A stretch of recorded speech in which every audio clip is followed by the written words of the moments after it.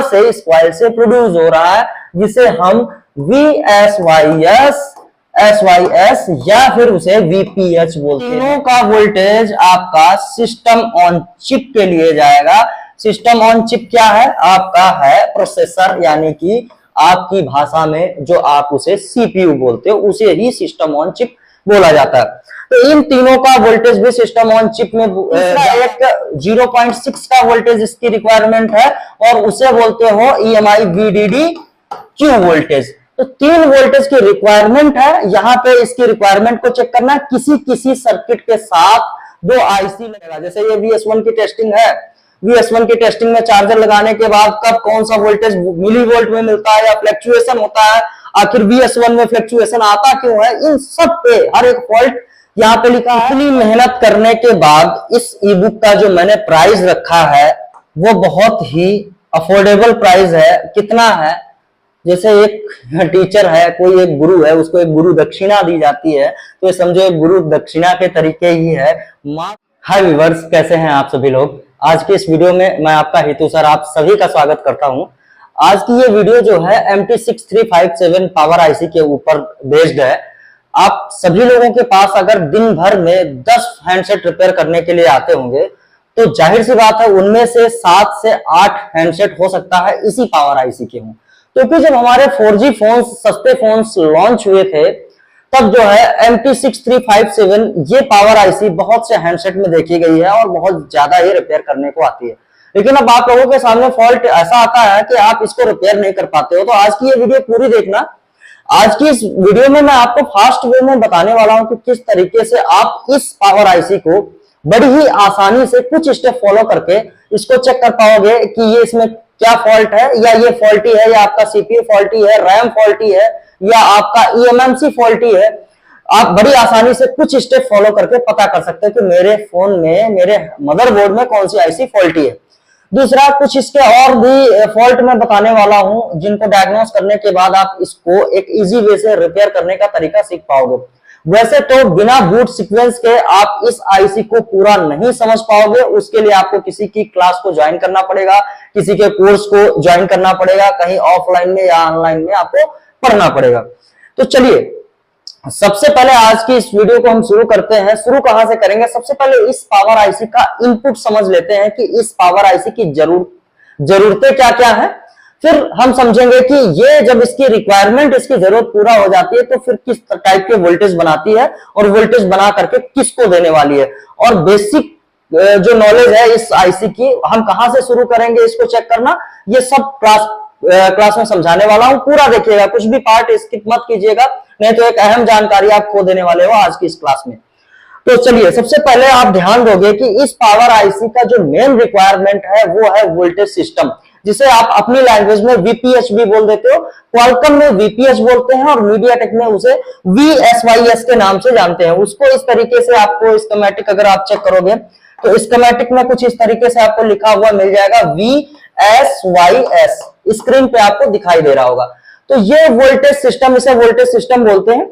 ये system voltage इसी phone में, जैसे मैंने यहाँ पर रेडमी का 9A लिया हुआ है, जिस भी फोन में पावर आईसी लगी होगी उसमें एक DC टू DC आईसी लगी होती है, जिसे DC बक आईसी या DC कन्वर्टर आईसी बोलते हैं, जो आपके चार्जर का 5 वोल्ट और बैटरी का 3.7 वोल्ट से लेकर के 4.2 वोल्ट को कन्वर्ट करके एक वोल्टेज बनाता है। और वो वोल्टेज भी आपका 3.7 वोल्ट से लेकर के 4.2 वोल्ट तक हो सकता है।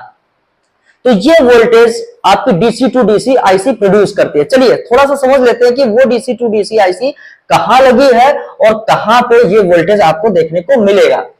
तो हमारा जो ये रेडमी का 9A का मदरबोर्ड है, आप ध्यान से समझना, यहाँ पे एक आईसी लगी हुई है।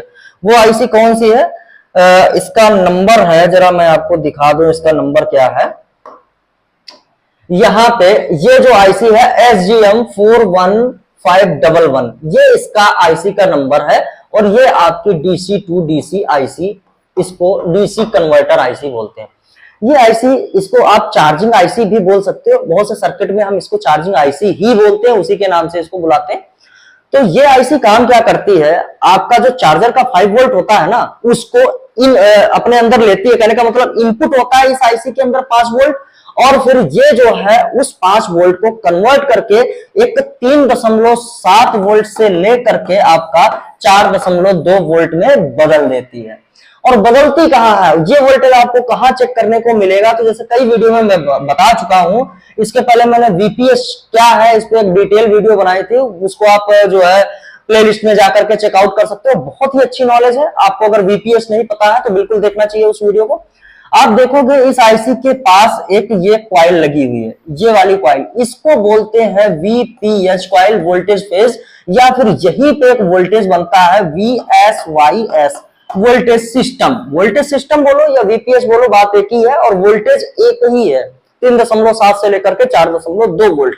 जब ये डीसी टू डीसी आईसी इस वोल्टेज को प्रोड्यूस करती है, बनाती है, तो फिर यहीं से इस वोल्टेज को भेज दिया जाता है पीएमयू के पास, पावर मैनेजमेंट यूनिट के पास इस वोल्टेज को भेज दिया जाता है। जो आपकी पावर आईसी है उसका जो राशन पानी है, जो उसका इनपुट वोल्टेज है, जो उसकी रिक्वायरमेंट है, एक्चुअली में यही वाला वोल्टेज जो कि यहां से इस कॉइल से प्रोड्यूस हो रहा है, जिसे हम एसवाईएस या फिर उसे वीपीएच बोलते हैं। यही पावर आईसी की जरूरत है। अब पावर आईसी के पास इस वोल्टेज को कहां चेक कर पाओगे, तो आइए ये भी समझ लेते हैं कि ये पावर आईसी के पास ये वोल्टेज आपको कहां देखने को मिलेगा।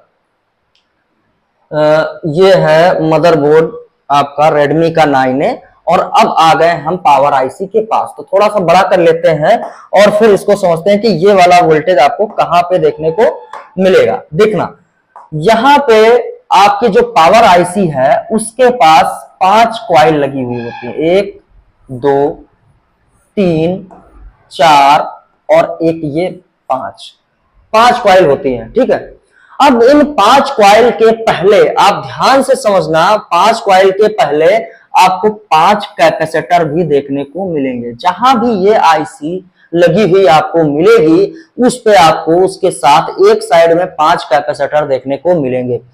दरअसल ये जो 5 कॉइल है, 1 2 3 4 और 5, इन 5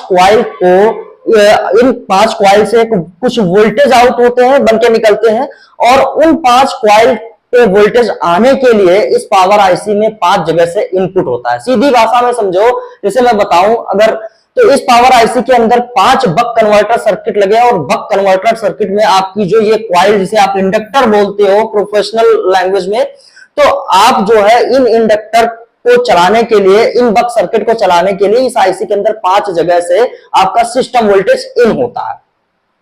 एक जैसे आया और इस कैपेसिटर से जुड़ के इस आईसी के अंदर चला गया। दूसरा आपका यही वोल्टेज दूसरी जगह से, मान लीजिए यहां से आया, इस कैपेसिटर से टच करके इसके अंदर चला गया।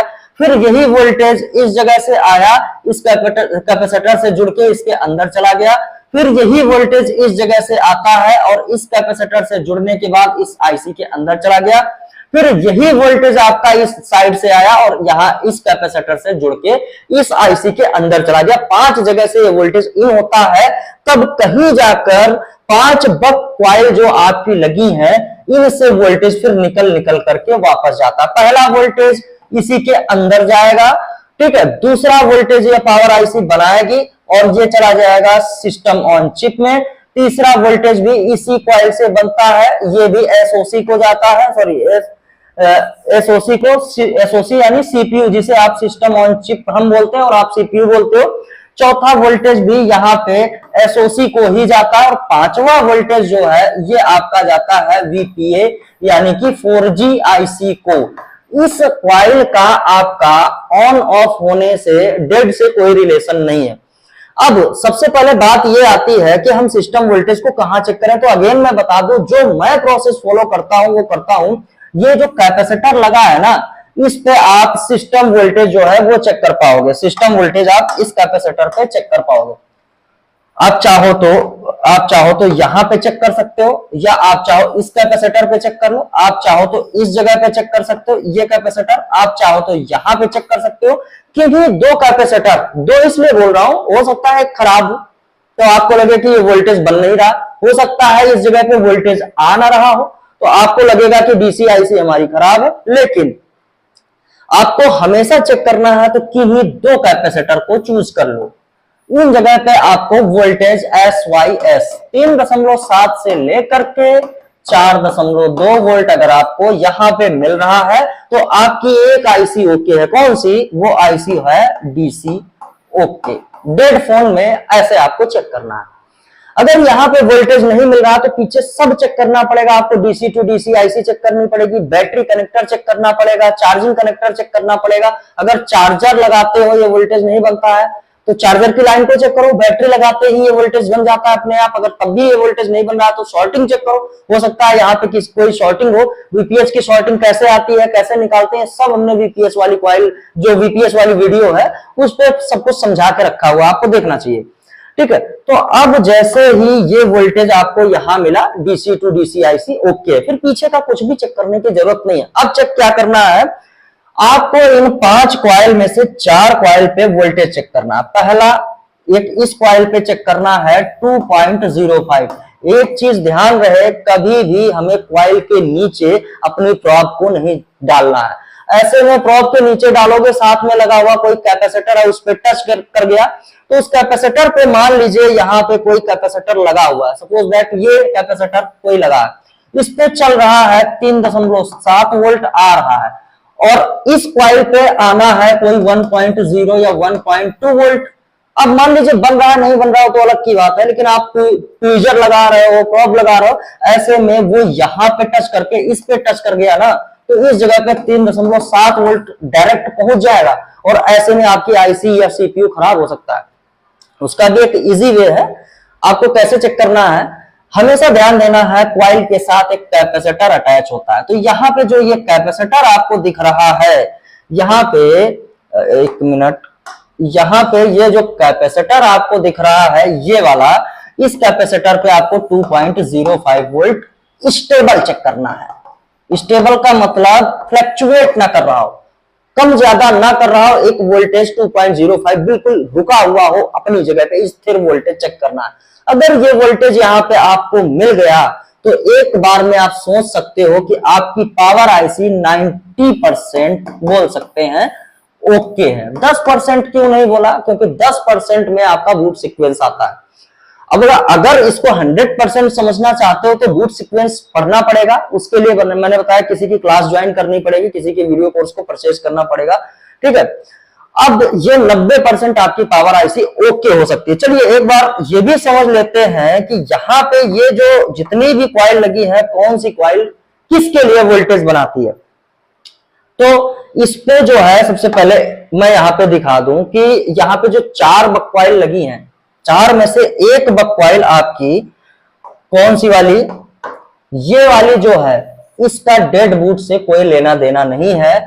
ये वोल्टेज बनाती है 4G आईसी, जो आपकी 4G आईसी पावर एम्पलीफायर होता है उसके लिए वोल्टेज बनाती है। जब फोन ऑन करोगे, सिम लगाओगे, तब इस पे वोल्टेज बनेगा। डेड के लिए इसको कभी मत चेक करना।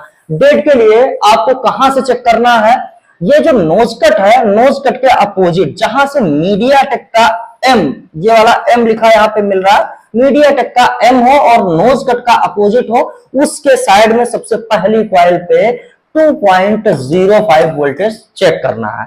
ये वोल्टेज कहां जाता है, पहले इसको समझ लेते हैं कि ये वोल्टेज आपका कहां जाएगा। ये वोल्टेज पावर आईसी खुद बनाती है और बनाने के बाद अपने अंदर इन करती है। पावर आईसी के अंदर कुछ ऐसे सेक्शन है, जैसे कि आप समझो एलडीओ सेक्शन होता है, लो ड्रॉप आउट, वो एलडीओ सेक्शन इस वोल्टेज से ऑन होता है। पावर आईसी इस वोल्टेज को अपने अंदर दोबारा इन करती है, फिर इसी वोल्टेज को तोड़ करके बहुत से वोल्टेज और बनाए जाते हैं, इसलिए वोल्टेज वापस से पावर आईसी के अंदर इन होता है और ये वोल्टेज आगे भी जाता है। कहां जाता है वो सब बाद में। ठीक है, पावर आईसी से 2 वोल्टेज और 3 वोल्टेज और बनते हैं। एक यहाँ पे ये वाली कॉइल है, ये आपका जो है एसओसी सिस्टम ऑन चिप में भेजी जाती है। इससे एक voltage 0.8 volt, same 0.8 volt SOC को यहां से भी मिलता है इस वाली कॉइल पे। तीसरा ये सेम 0.8 वोल्ट, ये भी एसओसी के लिए ही जाता है। कहने का मतलब है कि यहाँ पे जो 3 कॉइल लगी हुई हैं, ये जो 3 कॉइल लगी हुई हैं, तीनों पे एक सेम वोल्टेज बनेगा स्टेबल, और तीनों का वोल्टेज आपका सिस्टम ऑन चिप के लिए जाएगा। सिस्टम ऑन चिप क्या है? आपका है प्रोसेसर, यानी कि आपकी भाषा में जो आप उसे सीपीयू बोलते हो उसे ही सिस्टम ऑन चिप बोला जाता है। तो इन तीनों का वोल्टेज भी सिस्टम ऑन चिप में जाता है।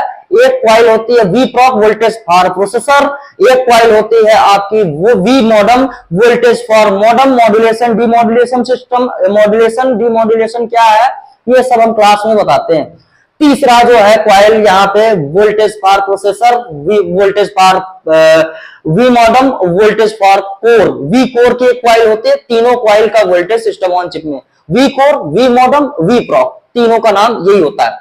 तो ये तीन के तीनों वोल्टेज 0.8 होते हैं, सिस्टम ऑन चिप के अंदर जाने चाहिए। अगर इसमें से कोई भी एक वोल्टेज नहीं पहुंचा तो आपका जो है सीपीयू ऑन नहीं होगा, फोन आपका डेड मोड में रहेगा। ठीक है, अगर आप यहां पे इस वाली कॉइल पे 2.05 वोल्टेज स्टेबल पाते हो तो ये आईसी आपकी ओके समझ सकते हो। फिर आपको चेक क्या करना है, आप अपने फोन को उठाओ, फटाफट से केबल लगाओ और अपने पीसी से अटैच कर दो। पीसी से अटैच करने के बाद अगर आपका फोन ऑटो पोर्ट में जाता है, लगाते ही आवाज आती है और एक कोड शो कर जाता है डिवाइस मैनेजर में, तो फिर आप समझ लो आपके फोन में स्टोरेज का प्रॉब्लम है। ये जो आईसी लगी हुई है ना, इसका प्रॉब्लम है। इस आईसी को बोलते हैं eMMC और इस आईसी की 2 वोल्टेज की रिक्वायरमेंट होती है। फिर आपको उसको पहले चेक करना है। एक वोल्टेज चेक करना है इस पे 2.8 वोल्ट और दूसरा वोल्टेज एक 1.8 वोल्ट इसकी इनपुट होती है। आप इन दोनों इनपुट को चेक कर लो। अगर दो के दोनों इनपुट मिल रहे हैं तो फिर इसको निकाल करके इसकी हेल्थ को चेक करना पड़ेगा। इसको रिवॉल्व करके भी आपको चेक करना पड़ेगा। हो सकता है फोन गिरे और इसके नीचे बॉल टूट जाए तो आपको रिवॉल्व करके प्रॉब्लम सॉल्व कर लेनी है। अगर उससे भी प्रॉब्लम सॉल्व नहीं होती है तो फिर ये हो सकता है अपनी जिंदगी जी चुकी है, ये 100% अगर यूज हो गई, इसकी हेल्थ 100% इसका जीवन, ये अपना जीवन जी चुकी है, तो फिर इसको आपको बदलना पड़ेगा। या फिर अभी भी इसमें थोड़ी बहुत जान बाकी है तो फिर आपको क्या करना पड़ेगा, उसको रीप्रोग्राम करना पड़ेगा। रीप्रोग्राम, ठीक है। रीप्रोग्राम करने के लिए आपको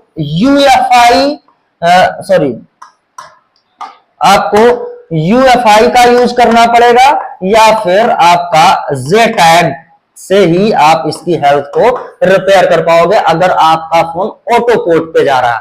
अब आते हैं, अगर आपका फोन पोर्ट बना रहा है और छोड़ रहा है, पोर्ट बना रहा है और छोड़ रहा है, तो आपके फोन पे एक और आईसी लगी हुई है। जरा उसको भी समझ लेते हैं कि वो कौन सी आईसी है।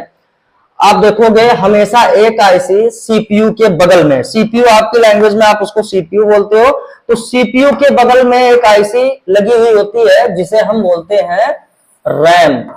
रैम मतलब रैंडम एक्सेस मेमोरी, बहुत ही इंपॉर्टेंट आईसी होती है। आपने सुना होगा कि आपके फोन में 6 GB, 16 GB, 6 GB, 4 GB, 8 GB, 16 GB ऐसा रैम आपके फोन में लग के आते हैं, तो वो होती है रैंडम एक्सेस मेमोरी। इसके बड़े ही रोल होते हैं फोन में, बहुत बड़े बड़े खेल खेलती है। तो जब ये खराब होगी तो आपका फोन हो सकता है पोर्ट बनाए और छोड़े, पोर्ट स्टेबल नहीं आ रहा है तो रैम का फॉल्ट है। फिर रैम के लिए आपको 3 वोल्टेज चेक करने पड़ेंगे।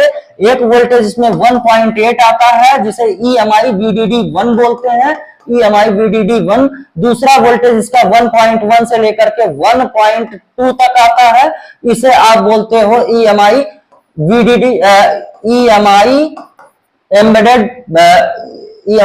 एम्बेडेड मल्टीमीडिया इंटरफेस के लिए वोल्टेज बनता है EMI VDD2 इस वोल्टेज को बोलते हैं, जो 1.1 से 1.2 है। और तीसरा एक 0.6 का वोल्टेज इसकी रिक्वायरमेंट है और उसे बोलते हो EMI VDD-Q वोल्टेज। तो 3 वोल्टेज की रिक्वायरमेंट है। यहाँ पे इसकी रिक्वायरमेंट को चेक करना, किसी सर्किट के साथ 2 आईसी लगी होती है, जैसे रेडमी का 9A है, तो यहाँ पे एक 1.1 बनाएगी, दूसरी बनाएगी 0.6 और जो 1.8 है वो डायरेक्ट पावर मैनेजमेंट यूनिट से एक VIO का नाम सुना होगा, 1.8 वोल्ट यहां डायरेक्ट आता है। और बाकी 2 आईसी जो है वो वोल्टेज बनाती है 1.1 का और दूसरी बनाती है 0.6 का। आपको ये वोल्टेजेस चेक कर लेने हैं। अगर ये सारे वोल्टेज ओके हैं तो फिर इस आईसी के नीचे कोई बॉल ड्राई हो चुका है, फिर उसको आपको करना पड़ेगा रिवॉल्व। आप इसको निकालो और रिवॉल्व करो। रिवॉल्व करने के बाद आपकी प्रॉब्लम जो है वो सॉल्व हो जाएगी अगर यहां से फॉल्ट है। अगर तब भी प्रॉब्लम सॉल्व नहीं होती है तो रैम को चेक करने से पहले अगर आपका पोर्ट स्टेबल नहीं है, अप डाउन कर रहा है, तो आपको सॉफ्टवेयर के लिए चेक करना है। कभी कभी क्या होता है, आपके फोन में पोर्ट लगाने के बाद यूएसबी डिवाइस नॉट रिकॉग्नाइज का मैसेज आता है, तो ऐसे में भी आपका रैम या तो शॉर्ट हो चुका है, ठीक है, या तो वो शॉर्ट हो चुका है, या तो फिर वो ड्राई हो चुका है, या फिर कोई वोल्टेज उसके अंदर नहीं जा रहा है, उसकी कोई एक रिक्वायरमेंट पूरी नहीं हो रही है। तो ऐसे में आपको रैम को चेक करना है। तो ये आज की छोटी सी क्लास थी। आप लोगों का सवाल आ रहा था बहुत टाइम से कि सर जो है आप कुछ ऐसा डॉक्यूमेंट तैयार कीजिए जिसको पढ़ने के बाद हम पावर आईसी को अच्छे से समझ सके, उसको भली भांति रिपेयर कर सके एक इजी वे में। तो वीडियो देखने का टाइम नहीं है, कुछ लोगों को वीडियो की लैंग्वेज समझ में नहीं आ रहा है, तो ऐसे में क्या किया है, मैंने एक डेटा शीट तैयार की है और संयोग से वो डेटा शीट हमारी जो है वो कंप्लीट हो चुकी है। उसका हिंदी वर्जन और इंग्लिश वर्जन दोनों अवेलेबल है आज की डेट में। तो MT6357 पावर आईसी का जो है डेटा शीट यानी कि ई बुक पूरा का पूरा 75 पेजेस का ई बुक जो है वो रेडी हो चुका है। पावर आईसी के नीचे का हर एक बॉल क्या काम है उसका, वो लाइन कहां जाती है, कहां से कहां जाती है, ये सब मैंने यहाँ पे लिखा हुआ है। एक एक लाइन का डिस्क्रिप्शन आपको यहाँ पे देखने को मिल जाएगा, पढ़ने को मिल जाएगा, वो भी आपकी अपनी भाषा में, हिंदी में। अगर आप हिंदी भाषा नहीं जानते हो तो आपके लिए एक और ऑप्शन है, आप अंग्रेजी में डेटा शीट मेरे पास इंग्लिश लैंग्वेज में अवेलेबल है, आप उस लैंग्वेज में इसको हमसे परचेज करके अपनी नॉलेज को 4 गुना इंप्रूव कर सकते हो। आप बोलते हो ना VS1 नहीं बन रहा है, पावर आईसी बक वोल्टेज नहीं बना रहे, क्या करें, पावर आईसी चेंज कर ली, बार बार लगाते हैं, VS1 उसका शॉर्ट हो जा रहा है। आप बोलते हो पावर आईसी रिवॉल्व कर लिया, सीपीयू रिवॉल्व कर लिया, पता ही नहीं चल पा रहा है कि सीपीयू फॉल्टी है कि पावर आईसी फॉल्टी है।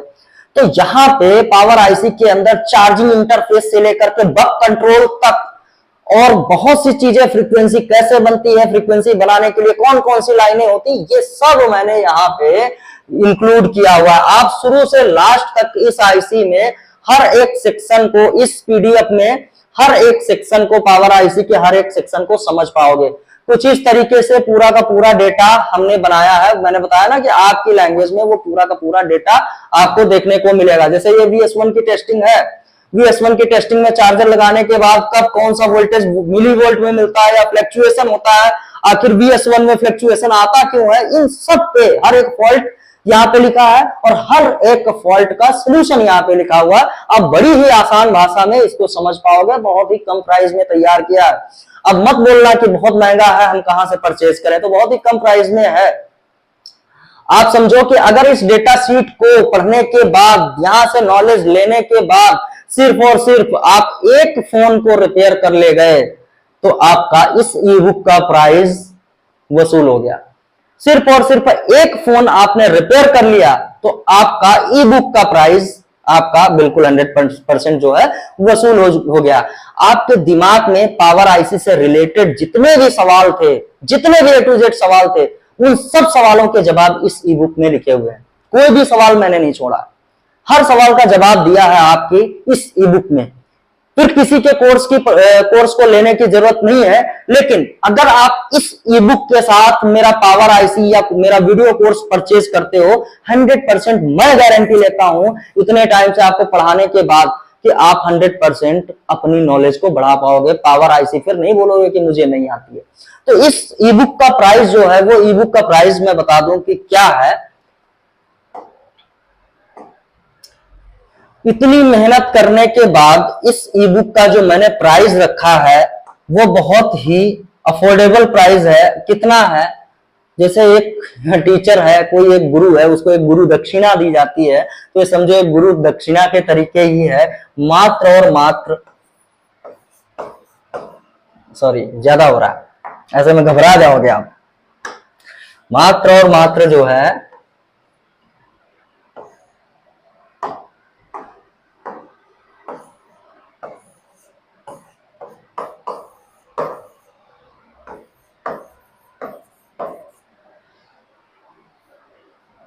मात्र 1100 रुपए। आप जो है सिर्फ और सिर्फ इस ई बुक को 1100 रुपए में आप हमसे परचेज कर सकते हो। 1100 रुपए में आप इसको हमसे जो है परचेज कर सकते हो, सिर्फ और सिर्फ 1100 रुपए में। तो अगर आपको ये ई बुक चाहिए तो आपको क्या करना पड़ेगा, 9648454608 पर आपको मैसेज डालना होगा, ई बुक चाहिए पावर आईसी वाला। आपको क्या लिख के डालना है, ई बुक चाहिए MT6357 पावर आईसी वाला। तो मैं आपको ये ई बुक प्रोवाइड कर दूंगा। 1100 रुपए आपको पे करने पड़ेंगे मेरे क्यूआर कोड पे। आप क्यूआर कोड ले लीजिए और 1100 रुपए पे कर दीजिए, ये ई बुक आपका हो गया। आप पढ़ के, आप इसका जो है लाइफ टाइम एक्सेस है, आप जिंदगी भर अपने पास रख सकते हो, ठीक है। 1100 रुपए में ये ई बुक आपका है। आप सभी को इन्फॉर्म कर दूं कि हमारा जो है ऑफलाइन बैच शुरू होने जा रहा है 5 अप्रैल 2025 से।